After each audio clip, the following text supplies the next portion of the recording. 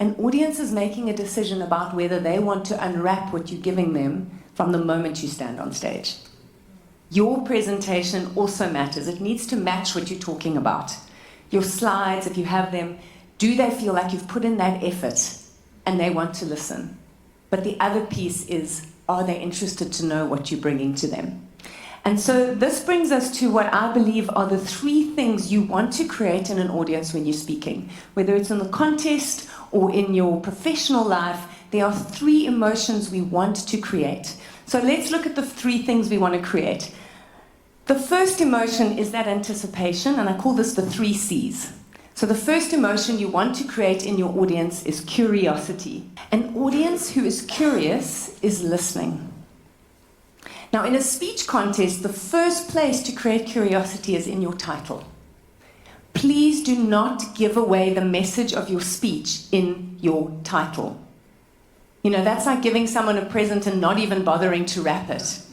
So you've got to make them intrigued. And I mean, you can look at World Championship speeches last year. Have you been there? Oh, I wonder where there is. Let me find out. Indini, a word we've never heard. Mine was a great read. An unbelievable story. I'm still standing. These are titles that make us curious. Would you agree? You want to listen. Then once you're in your speech, you want to keep curiosity going throughout the speech. Things like, you will not believe what happened next. And a pause. The audience is listening again. So you can keep them curious throughout. You'll see some speakers will tell a story and they go, I would love to tell you what happened, but you'll have to wait. And then they'll carry on doing something else. But curiosity we want to create. The second thing we want to create, because curiosity isn't enough, you want to create connection. This is a universal audience. We're speaking to the world in Toastmasters. They need to be able to see themselves in what you're saying. If they can't see themselves in your story, they are not going to be able to see themselves in your solution, in your message. So for me, universal connections are what do all human beings go through? Frustration, fear, anger, hurt, love, desire, excitement. Anything that speaks to those emotions creates connection. Things about parents, children, friends, relationships, traffic, supermarkets. You'll find there's certain things anywhere in the world, most people will understand it. So finding connection points gets your audience with you.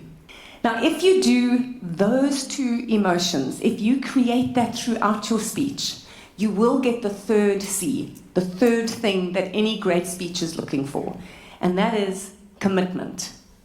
Commitment to your message. Otherwise, why did you give them the speech? They have to want to take it home. They should be changed as a result of listening to you. They should be thinking differently, doing something differently, asking new questions. But that commitment only comes if you've taken them on a journey of curiosity and connection. The mistake I see speakers making is they try to get the commitment at the front. That is like going on a first date and proposing. Please don't do this. That's why we don't tell people the message of our speech at the beginning. We reveal the message through our speech so that it's an aha moment for them and a yes, I want to do that too. So sometimes we make the mistake of like, I'm here today to tell you to change your ways and to do whatever. Audience goes, I don't want that. Rather, I'm going to take you on a journey, and when I reveal and the moral of the story is, you're like, oh, wow, okay, that makes sense.